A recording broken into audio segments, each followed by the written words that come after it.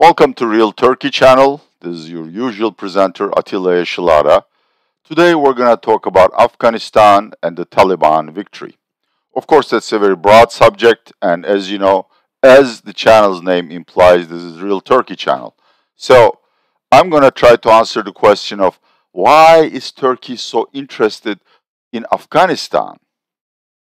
And I'm going to give you as little background as possible about Afghanistan, a very tortured country which hasn't really found peace over the last 102 years. Motivate my question: why is Erdogan so interested in Taliban in Afghanistan? Let's look at a map. As you see, Turkey and Afghanistan are separated by Iran, which geographically speaking is almost twice the land size of Turkey, and it's, as you see, a pretty wide country. So there is really no uh, physical contact between Afghanistan and Turkey. There is almost no trade. Historical ties haven't existed despite claims by AKP. There has been one incident where the Afghan Muslim community has collected money and gold and sent it to Mustafa Kemal Atatürk, Turkey's founding father and the victorious commander of the Turkey's War of Independence. So we're forever indebted to Afghanis in that sense. But above and beyond, there is really not much that would compel Turkish policymakers to spend such a huge amount of energy on Afghanistan. And as the cover implies, there is really a huge amount of energy that's been spent on Afghanistan. Um, Turkey has been part of the Afghanistan NATO missions, which have lasted for 20 years, I believe. And in fact, a very respected Turkish politician, Mr. Hikmet Çetin, former Minister of Foreign Affairs, served for a while as the High Representative of UN to Afghanistan. Turkey recently wanted to take control of the Kabul airport, uh, well, simply because it's the only international outlet for anyone to get in and get out. Once again, let me show you the geography of Afghanistan. Really, uh, to the to the north of the map, you see the Central Asian nations. Below Afghanistan is Pakistan and then India and China. But Afghanistan is also a very mountainous and underdeveloped geography, means that land routes are simply not possible.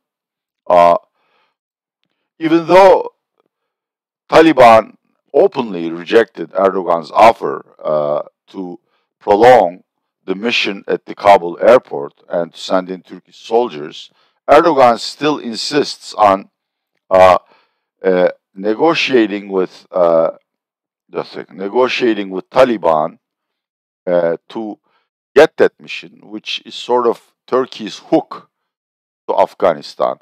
This is from Amnesty International, I believe. I'm really sorry, I forgot to link it.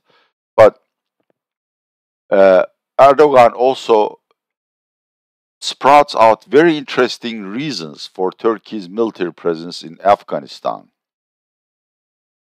Turkey's military presence in Afghanistan will strengthen the new administration's hand in the international arena, said Mr. Erdogan, which I suppose means Taliban's hand in the international arena. Other excuses are, of course, well, you know, hey, they're Muslims, we're Muslims, so why not? And while a lot of Afghan refugees are coming to Turkey, so if we have close contact with Taliban and if we can have any influence on them, perhaps we can change the way Taliban governs Afghanistan so that so many millions of people will not flee the country. Of course, none of this makes sense, and that's what I'm going to tell you uh, in the next slide. Actually, Mr. Erdogan's stubborn insistence on playing a role in the fate of Afghanistan is largely self motivated, driven by political Islam and very, very confused thinking. Erdogan's primary purpose is to become the sole interlocutor between Taliban and Western states to make money. For instance, EU may grant Turkey more financial aid for doing their dirty work. But the most important reason is to avert more US sanctions. To recall, and you will see my videos below, I have done a lot of videos on Turco-American relationship and in particular the S-400 problem. Turkey is currently under very light CAATSA sanctions imposed by the outgoing Mr. President Trump because we have purchased and installed Russian-made S-400 anti-missile batteries. These have never been used, and there is really no prospect of them being used in the near or far future. So, if Mr. Erdogan wishes to avert more CAATSA sanctions, all he has to do is turn over the control of S-400 batteries to NATO or to a third independent country such as Sweden, and the problem will go away. There is no reason to take additional risks in Afghanistan when there is a much simpler solution to our conflicts with the United States. Of course, as I've said, the real reasons, as always, I am sorry, this is the wrong one, are as always concealed. First, Mr. Erdogan thinks of himself as the leader of the Sunni Muslim world. Strangely enough, he is the only one to think that. Obviously, Asian Muslim countries like Malaysia, India, a minority, Pakistan, and Indonesia have different Muslim traditions, though they have all good ties with Turkey. None of them is interested to be governed or to be influenced by a caliphate established in Turkey. Arab states hate the notion, and they are the ones they count. I'm talking about the Sunni Quartet, Iraq, Syria, and the North African Muslim states, simply because they fear that Mr. Erdogan has a very pernicious influence on their populations. Mr. Erdogan is considered an Islamist revolutionary in the Arab world. And the more he advances his undeclared claim to be the leader of the Sunni Muslim world, the more scared Arab states get. And in fact, Turkey has also backed Erdogan's dreams by helping in the Libyan war, by in the Azeri Armenian conflict, and reaching out to as far as Somalia and Ethiopia, which obviously is the hinterland of uh, Egypt. So all of these nations have a reason to suspect Mr. Erdogan's uh, interest in becoming the Sunni Muslim world and in increasing Turkey's footprint in Muslim/Arab countries. Now, mind you, this pretension to be the leader of the Sunni Muslim world would make sense if it would bring any trade or investment. But it doesn't, simply because Turkey has, again, conflicts created solely by Erdogan with all of these Arab states. For instance, with Egypt, which is the de facto leader or military leader of the Arab Sunni alliance, we don't recognize President Sisi because he's a dictator. Well, he is, but Taliban is no better. We're also involved in Libya, where Egypt has a stake. We're annoying United Arab Emirates and the Gulf Council and Saudi Arabia, of course, simply because we are one of the primary supporters of Muslim Brotherhood, which, in my view, is not a terrorist organization, but it's a revolutionary organization that wants to establish pro Sharia governments in Muslim countries. And that's sort of anathema to Arab dictatorships. Once again, I'm not saying Muslim Brotherhood is evil or the kingdoms and princedoms of the Gulf countries are any better for their nation. But hey, these kings and emirs are in power, and to the extent they see Turkey reaching out to their subjects through Muslim Brotherhood, they cut off trade. There is little investment of any kind. An international arena, Sunni Arab nations have become our competitors or our adversaries. I mean, one can say, well, there is no harm in becoming the interlocutor between Taliban and Western states. Fine. But there's a downside. For one thing, the relationship with Taliban has awakened pro-Sharia feeling and aspirations in Turkey. According to many polls, no more than 15 to 20% of Turkish citizens wish a Sharia state. Nevertheless, some of the elements in that camp, most of whom vote for AKP, have actively backed Taliban, and they want to impose a Taliban style life in Turkey. And I will tell you in a second what that means. Turkey's cozy relationship with Taliban is not going to change Taliban. Taliban is a medieval, violent, brutal, religious entity. It has nothing to do with Turkish interpretation of Muslim, which is the Anatolian Sufi tradition, and extremely moderate and more spiritual. And those refugees kicked out or forced out from Afghanistan are fleeing into Turkey. We already have roughly 300,000. That's the official count of undocumented Afghan refugees, according to professors who teach in the northeast states of Turkey. Claim there's another 1.5 million, and they are just waiting across the border to Turkey. It is not clear to the bureaucracy, the military, the border guard, what the Taliban policy is. On one hand, we don't want Afghan refugees, and the institutions I just mentioned are tasked to stop them. On the other hand, you have a president who keeps saying, Justice, who keeps saying, Taliban is our co-religionists. We find their views moderate. We're interested in developing a deeper relationship. That's the kind of confusion that prevails Turkey's security establishment. They really don't know whether they should push out the Afghans or let them in. There's a much bigger threat here, not only for Turkey, but for Iraq, Syria, Northern Africa, in other words, in other Muslim nations, where ISIS or Al Qaeda like fundamentalist terrorist organizations are active.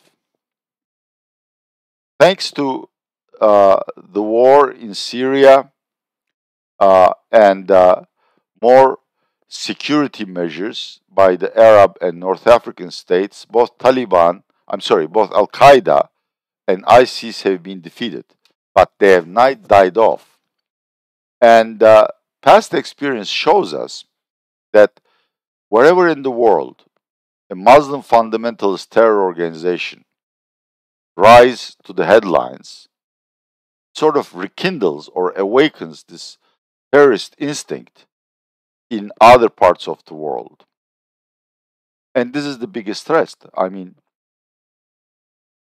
these terror incidents happened before I started the English YouTube channel, but Turkey has suffered tremendous amount of casualty, social trauma, and economic damage from ISIS and related organizations' attacks on Turkish targets.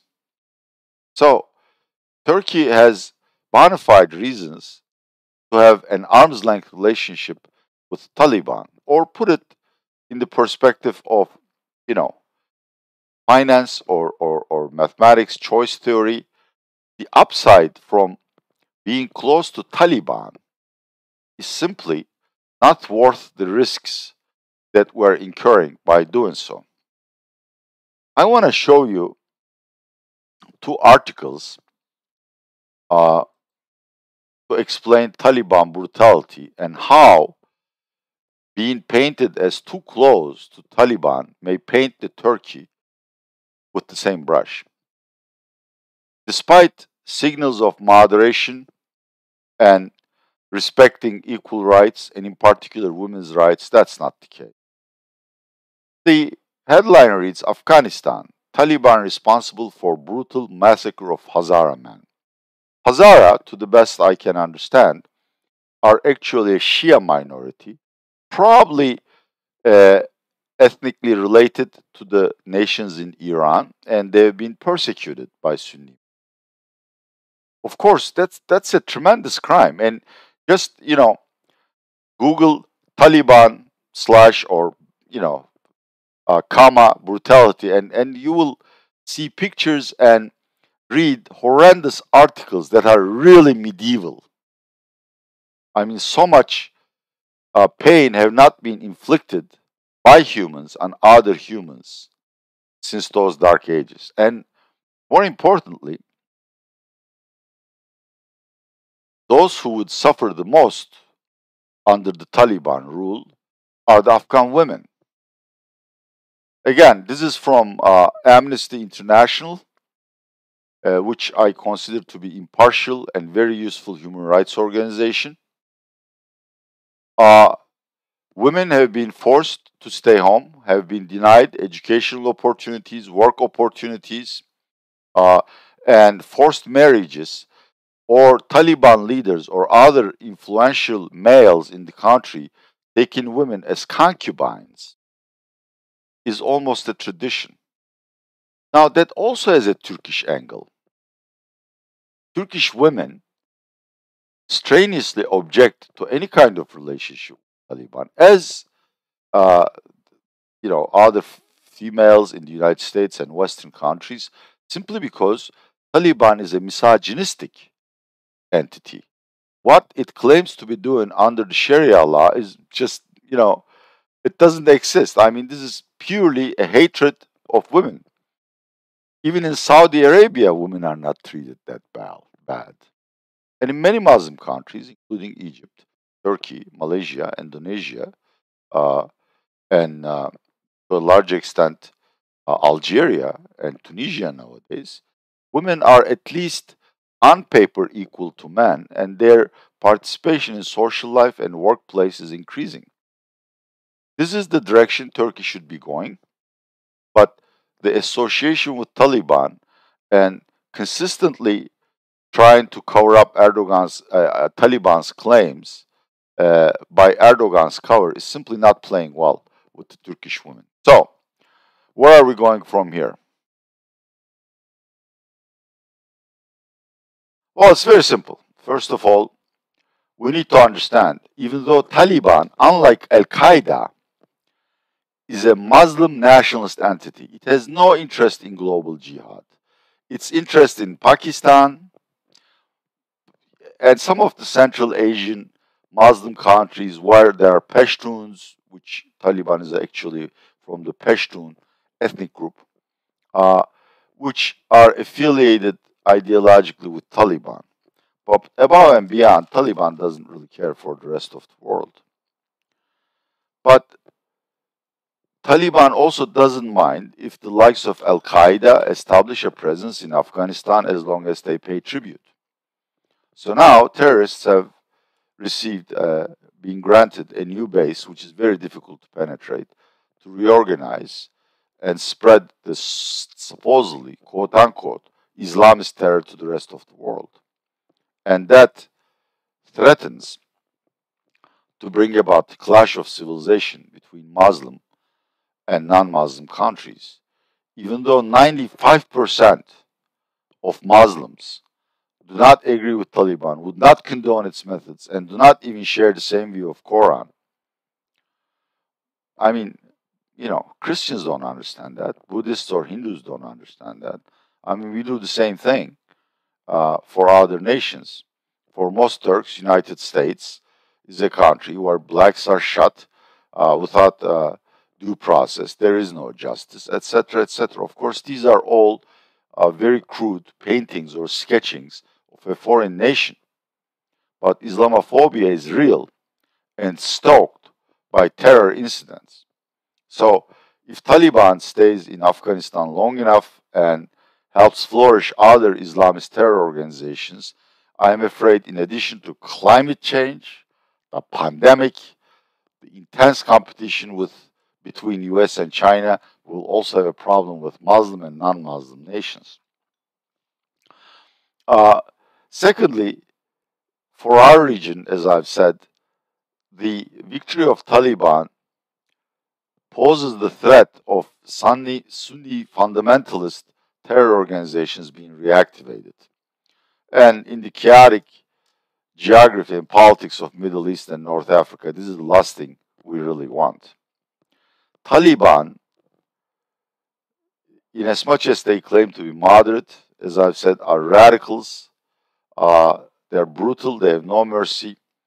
So anyone who doesn't share their views in Afghanistan, which I believe is 90% of the decent people of Afghan people, are going to flee the country. Pakistan doesn't want them. Iran is very clever. If an Afghan refugee arrives in Iran, he or she is immediately given accommodation and a transit ticket to the Turkish border. So Iran says, let that become Turkey's problem. And Turkey, according to the official count, has not only 300,000 Afghan refugees already, but another 4 million Syrians and probably 1 million of Iraqis, Iranian dissidents, and Africans who came on tourist visas but are working.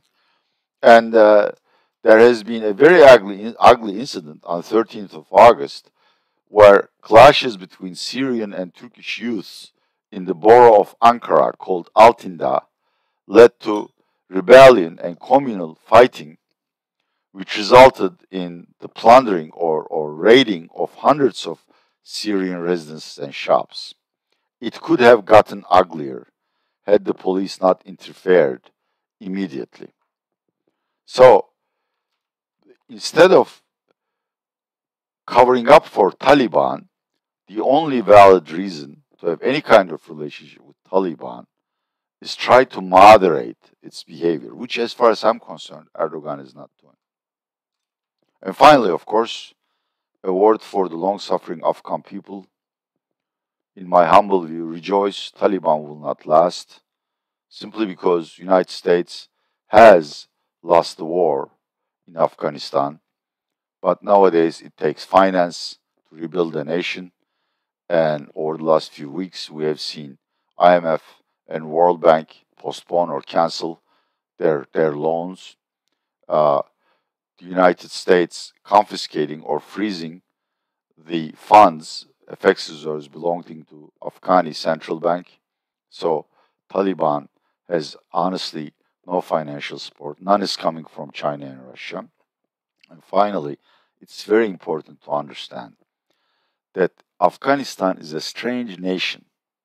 It is actually an alliance of tribes and religious denominations. And Taliban represents only the Pashtun, not the Turkmenis, not the Hazaras, and any other nationalities and denominations that I may have forgotten. And it could create a coalition if it were respectful for democracy, rule of law, women's rights, or anything else that has any relation to what we call being a decent human. But trying to control Afghanistan by the sheer threat of brutal punishment, coercion, and excessive use of force is not going to work. Already there are rebellions, and there is, I think he's Turkic, commander in a small district called the Panjshir Valley. He is the son of famous Afghan war hero Ahmet Mesut Khan, I believe, and he is organizing a rebellion against the Taliban rule. I don't know if he's going to be successful, but clearly not all Afghans like Taliban. And I don't think Taliban is going to be able to rule over Afghanistan for a long time. Thank you very much. I have been remiss in the frequency of our videos for a long time because of several minor health problems like ulcer. We're going to put up more videos. This channel has very little viewership, and it doesn't bother me because I'm tremendously encouraged by the comments, both critical and positive, and I shall continue uh, doing these broadcasts and hopefully extend and expand the team so that we have more coverage, more visuals, and more color.